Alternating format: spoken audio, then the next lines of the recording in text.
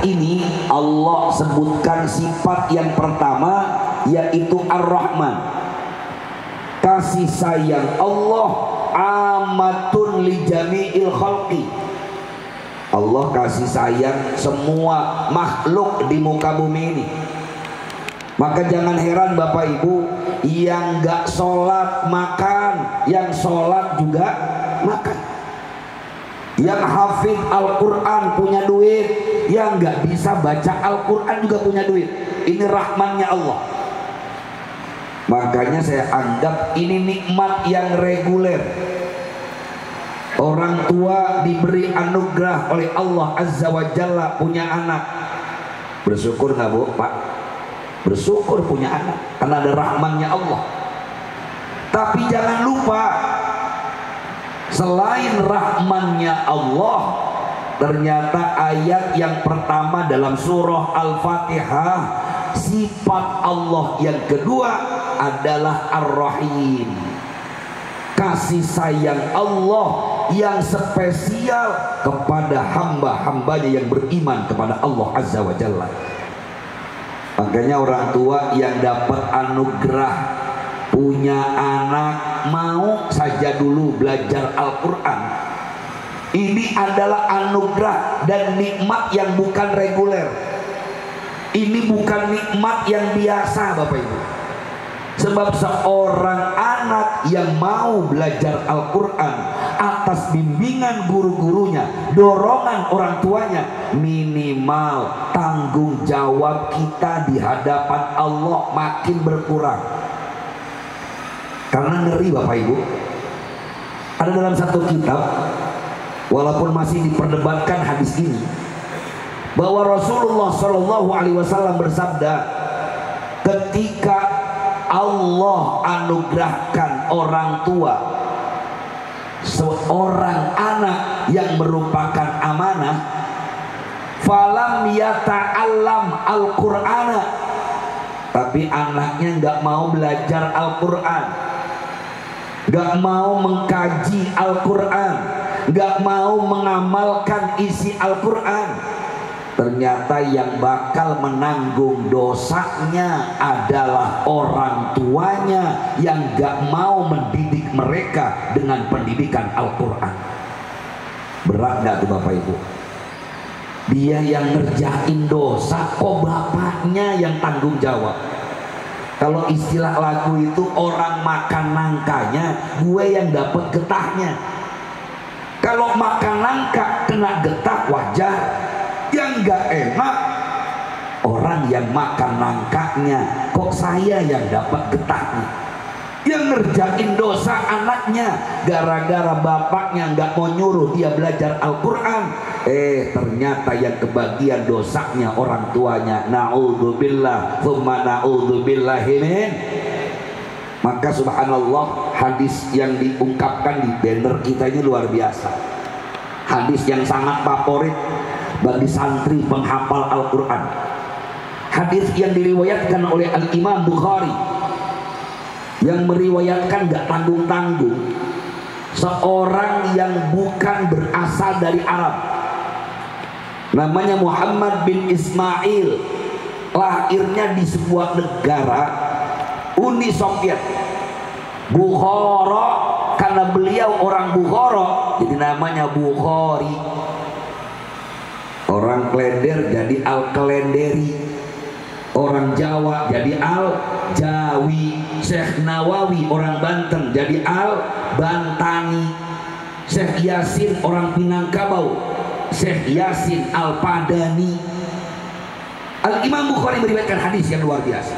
Qala Nabi sallallahu alaihi wasallam, khairukum man ta'allamal Qur'ana wa 'allamahu.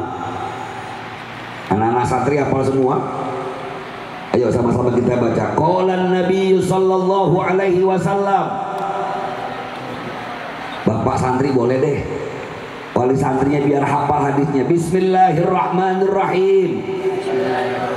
Qala Nabi sallallahu alaihi wasallam, khairukum man ta'allamal Qur'ana wa 'allamahu rawahul Bukhari atau kama qala Nabi sallallahu alaihi wasallam. Rasulullah mendeskripsikannya dengan kalimat khairukum. Khair itu terjemahnya you are is the best. Kamu itu menjadi orang yang terbaik kalau pertama dua kalimat fi'il mudhari. Kata kerjanya dua Bapak Ibu. Yang pertama ta'allama, yang kedua 'allama. Ta'allama jadi 'allama. Ini kalau pengen ngerti bahasa Arab, bersyukur masuk pesantren anak-anak kita Pak. Kalau nggak pernah belajar di pesantren repot, bedain ta'allama sama 'allama aja nggak bisa. Walaupun saya yakin yang ngajar bahasa Arab di pesantren kita, saya udah bilangin kasih metode yang paling sederhana. Saya kalau ngajar bahasa Arab Pak Dr. Sugiarto, saya bilang mulai dari tasrifan dulu supaya demen dulu sama tasrifan. Contoh fa'ala, fa'ala, fa'alu, a diganti sama u. Doroba, doroba, 2 detik bisa ternyata. Ja'ala, ja'ala, subhanallah. Alima, alima, palala, palala. Nah ini yang repot. Santri sampai palalu sama gurunya. Matala, matala, matalu katanya. Yuk kita mulai lagi. Kata Nabi, sebaik-baik kalian man ta'allamal Qur'ana, orang yang belajar Al-Quran. Kata ta'allama Bapak Ibu, ini bukan berarti hanya belajar toh, tidak. Ini ahlinya Pak Dr. Sugiarto, beliau doktor pendidikan. Makna ta'allama yang pertama, orang yang belajar Al-Quran pasti baca Al-Quran. Gak mungkin ketika dia belajar Al-Quran gak baca, gak mungkin. Dan subhanallah, baru bacanya saja ketika anak-anak kita Bapak Ibu di pesantren baca Al-Quran, mau salah mau benar sudah ada hitungan pahalanya.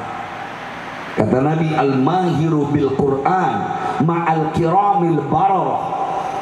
Orang yang bisa baca Al-Quran secara expert, dia beserta para nabi, para orang-orang soleh di surga.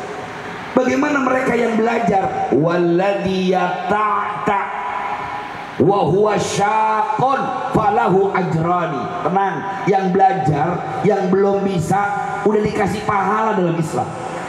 Orang yang terbata-bata baca Al-Quran, kita biasanya mulai ngaji itu susah. Apalagi lahjah kita kan bukan orang Arab, belajar lain aja lama. Karena dalam bahasa kita gak ada yang namanya huruf ain, adanya a.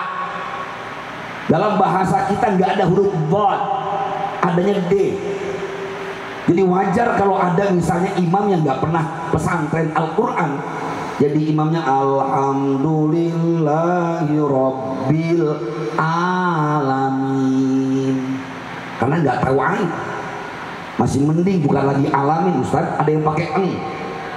Alhamdulillahi rabbil alamin. Kata makmum, ini imam ngalamin apaan? Bukan alhamdulillah jadi alkamdu. Kata Nabi, orang yang seperti ini 2 pahalanya. Jadi kalau ada orang tua anaknya nyantri di pesantren Al-Quran, sesungguhnya tiap hari dia dikirimin pahala Bapak Ibu. Sayangnya karena kita nggak bersyukur, akhirnya ngeluh mulu kerjaannya anak di pesantren. Apalagi udah mulai mutifah, mau awal kiriman, ngomong sama bini, gimana kita bisa nggak ngirimin bulan ini? Ya nggak yakin bahwa anak-anak yang pesantren Al-Quran baru belajar saja pahalanya mengalir buat kedua orang tua. Yang kedua, setelah belajarnya susah udah lancar. Kata Nabi, orang yang membaca Al-Quran likulli harfin asyru hasanah, Setiap satu huruf 10 kebaikan. Ini belum ngapal, baru baca. Bismillahirrahmanirrahim. Nun. Berapa huruf, Bu? Nun. Berapa huruf? 1. Dapat pahala 10. Itu baru nun doang. Akhirnya kata ibunya, kalau begitu Ustaz, kalau 1 dapat 10, Bismillahirrahmanirrahim, Nun, Shadaqallahul Azim. Yang penting dapat. Anak di pesantren gak bakalan 1 huruf, Pak. Mereka wiridnya Al-Quran. Ketika udah baca, mereka meningkat ke menghafal Al-Quran. Kalau sudah menghafal, ini pahalanya baca dapat. Yang tadi mahir bil Quran dapat. Bahkan orang hafal nggak mungkin 1 baris langsung hafal. Tilkar rusulu faddalna ba'dahum ala ba'd. Ulang lagi. Tilkar rusulu faddalna ba'dahum ala ba'd. Diulang minimal 15 kali. Lah kalau 1 ayat pahalanya 100, diulang 15 kali, orang tuanya udah dapat kiriman 1.500 kebaikan hanya 1 ayat yang dia baca. Untung apa enggak, Pak? Untung apa enggak? Hebat apa enggak? Sayangnya kita mau mesantrenin anak biar bisa baca Al-Quran, seringkali kita nggak kuat dengan ujiannya. Emang ada ujiannya, Ustaz? Allah sampaikan di Al-Ankabut, atau saya lupa ayatnya, saya hafal, nanti diingatkan. Bismillahirrahmanirrahim. Ahasiban nasu ayyutraku ayyakulu amanna ayyakulu amanna wa hum la yuftanun. Ahasiban nas, apakah manusia itu mengira? Jangan kebangetan pede ente, kata orang Betawi. Jangan terlalu percaya diri Anda. Oh, anak saya udah hafal Al-Quran, anak saya udah belajar di pesantren Al-Quran. Hati-hati. Ahasiban nas, apakah manusia itu mengira? Ayut roku, mereka ditinggalkan dalam keadaan seperti itu. Wahum la yuftanun, padahal mereka belum diuji. Hati-hati ujiannya. Ujian itu biasanya ringan apa berat? Kalau yang ringan bukan ujian, itu contekan, Pak. Kalau ujian berat, makanya susah, waktunya lama. Dan ujiannya bukan cuma buat anak, orang tua juga ujian. Saya tahadus bin nikmah, pesantren nggak pernah lama, baru ngerasain sekitar 9 tahun Pak Dr. Sugiarto. Itu kata guru saya belum lama. Kalau pengen lama pesantren itu minimal 20 tahun. Tapi saya milih yang standar aja lah. Ini ujian buat anak, biasanya futur. Futur itu bete. Ya Allah, ini kok ngapal susah banget. Wala anak, wala antum, wala anak, wala antum, ketemunya lakum dinukum lagi. Wala anak, wala antum, sulit, capek. Akhirnya ngomong deh sama orang tua WA, Pak, SYTDKBTH. Bisa bacanya Pak, Bu? Saya nggak betah. Orang tuanya kan langsung tanya, kenapa saya nggak betah? Anaknya pinter, apalagi zaman hari ini teknologi luar biasa. Dia akan bilang, aduh Pak, gurunya nggak pernah ngajarin, di pesantrennya nggak enak, pokoknya dia nggak enak, pokoknya betah, pokoknya nggak betah, hidup nggak betah. Allahu Akbar. Kok nggak betah pakai takbir segala? Akhirnya orang tuanya nggak klarifikasi lagi ke pesantren. Ya udah, kalau kamu nggak betah, kita cari lagi pesantren yang lain. Bapak sanggup kok. Gua sombong, lupa bahwa ini ujian. Ujian buat anak, ujian buat orang tua. Itu baru proses, Pak. Apalagi sudah mulai anak-anak kita banyak hafalannya, ada saja ujiannya. Keuangan, kadang-kadang kok kata anak Ustadz kemarin kalau anak di pesantren rezekinya lancar. Lah kenapa ini kurang ada seret? Kemarin nyaloin apa aja dapat. Apalagi musim kurban begini banyak yang pesan kambing, harganya 3 juta, alhamdulillah dapat kebeli 2 juta, untung 1 juta kata calo. Tapi kok sulit, ini ujian. Apalagi kalau sudah punya hafalan Al-Quran, ujiannya makin berat. Nah, kalian boleh bersyukur kepada Allah hari ini bisa menyelesaikan hafalan, tapi yakinlah ujiannya akan semakin berat. Tapi yakin ujian anak SD nggak mungkin sama dengan ujiannya anak SMP, betul Pak? Kalau anak SMP ujiannya sama dengan anak kuliahan, berarti zolim yang kasih ujian. Begitu pula Allah Azza wa Jalla. Allah nggak bakal kasih ujian kita kecuali seukuran kemampuan kita. Ayat Qur'annya anak-anak semua udah hafal. La yukallifullahu nafsan illa wus'aha. Gak mungkin ujian ini pasti berlalu.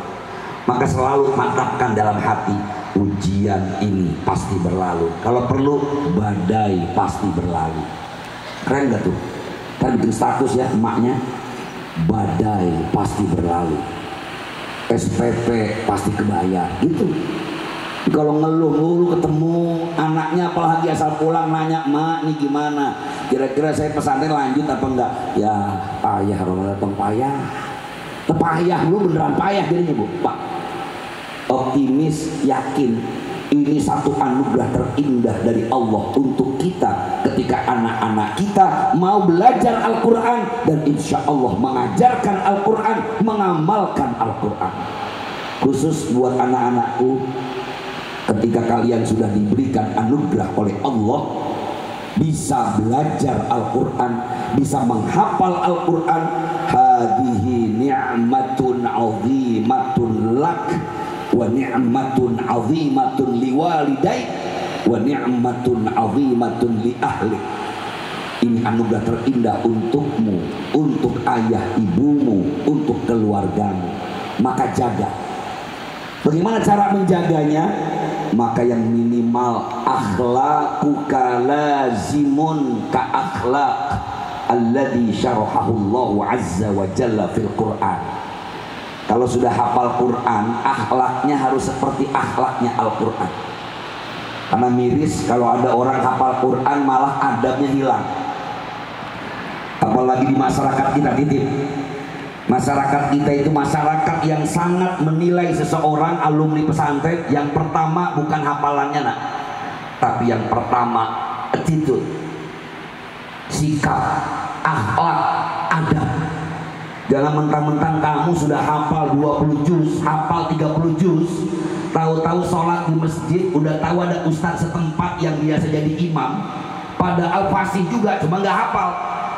Kamu dengan langsung masuk setelah qomati sholat Allahu la ilaha illallah. Ini kata orang Betawi, ini namanya ustadznya es oso eng ongo eng. Orang akan bilang ini ustadz tapi ini apal tuh songong amat. Terus gimana caranya? Abi, gampang. Kalau kamu tahu dia bacaannya kurang baik atau hafalannya sedikit, tetap gunakan tangan kananmu untuk mempersilahkan, tapi langkah kaki kirimu maju ke depan. Saya kasih tahu caranya. Silakan Bu Haji. Haji jadi imam. Masa dia mau maju? Gak mungkin. Tapi halus. Karena kita tahu kalau dia yang imam, waduh kacau balau ini. Jangan-jangan bukan iya karena budu, iya karena stain. Daripada sholat kacau balau, kita yang tahu mana ain, mana alif, mana dal, mana bod, mana sin, mana sod, mana fa, mempak. Kalau orang Betawi bukannya fa tapi pak. Pal ya'budu rabbaha Abjal bait Betawi. Tapi ada lagi yang alhamdulillah. Ada lagi bukannya azan, adan. Nah orang Tasik biasanya itu. Aja orang Tasik aja ya. Tapi kalau urusan Quran nggak boleh maju, tapi tetap kedepankan akhlakul karimah. Maka anak-anakku bersyukurlah kepada Allah hari ini dalam haflah akhirus sana, kemudian wisuda hifdzil Quran atau hifdzul Quran atau tahfidzul Quran. Kalian tetap bersyukur kepada Allah dan jangan lupa tetap jaga Al-Qur'anmu dalam sikapmu, jaga Al-Qur'anmu dalam hatimu, tunjukkan Al-Qur'anmu melalui apa yang kamu kerjakan dan apa yang kamu ucapkan. Untuk orang tua tetaplah semangat. Kalau punya anak lima-limanya jadi hafid Quran, subhanallah. Tadi Pak Dr. Sugiarto udah kasih menyampaikan, gak apa-apa mau jadi apapun, tapi Al-Quran menjadi pondasi utamanya. Presiden hafal Quran, gubernur hafal Al-Quran, camat hafal Quran, sampai RT hafal Quran. Subhanallah, insya Allah berkah untuk kita semua. Itu saja mungkin yang dapat saya sampaikan, sekedar tahadduts bin nikmah, sekedar menyampaikan motivasi. Mudah-mudahan kita semua termasuk orang-orang yang mendapatkan juga kemuliaan Al-Quran.